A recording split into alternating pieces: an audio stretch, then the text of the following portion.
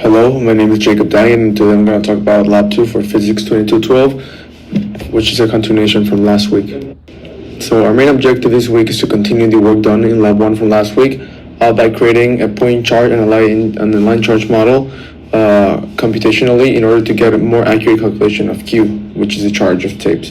This lab also compares the experimental model from last week to a new computational model using GlowScript. So some essential concepts as from last week is that we have Coulomb's law, we have the electric field formula, which both of them are right there, as well as the gravitational force, and we're going to add the superposition principle, which states that every charge in space creates an electric field at a point independent from the presence of other charges in that medium as well. Some important assumptions we should take into consideration is that the U-tape will be divided into various segments, and that each segment is considered a different point charge. And the total charge will be, of course, the sum of all the charges, and we're just gonna neglect error resistance, and all these assumptions it's gonna help us make our experiment way much easier.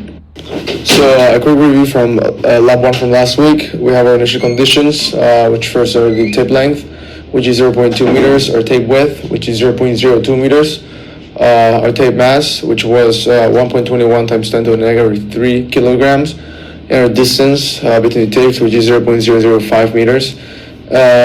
Important, we have our system and surroundings, which is tape B and tape A, respectively. And our final conclusion from last week was that the magnitude of the electric field was 3.8 times 10 to the negative 6 newtons. Our gravitational force magnitude was 1.2 times 10 to the negative 3 newtons. The charge of the tape was 5.74 times 10 to the negative 9 coulombs, and the electron efficiency from one tape to the other was 2.31 times 10 to the negative 9 electrons. So here we have our computational model.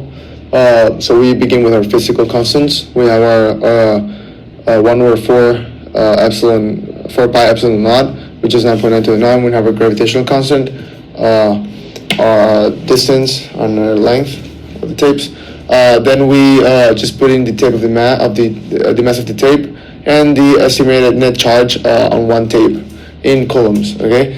Then we create a function for the electric field from lab 0 as well, and we find the distance and we find the magnitude of the distance and then the direction of the distance, and then we'll plug that in to find the electric field of the tape. We didn't create a function to create a line of charge. We didn't add anything. Here, this was given to us. And then we created lines of codes for the tapes themselves at the top tape, and we added the position vectors of the distance and length. And then we did the same for the bottom tape as well. So next we have the electric scale here, and what's happening here is that each tape is inflated as a line of point charges. At the top tape as a system, and then bottom tape as part of the surroundings at the location HTQ.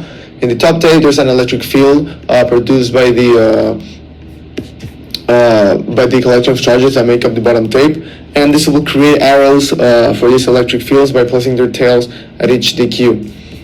And in top space, here's the following code, and that's doing that. So when we calculated the electric force at the top tape to the bottom tape, and then by adding the forces of each DQ in the bottom tape, this will interact with each DQ in the top tape.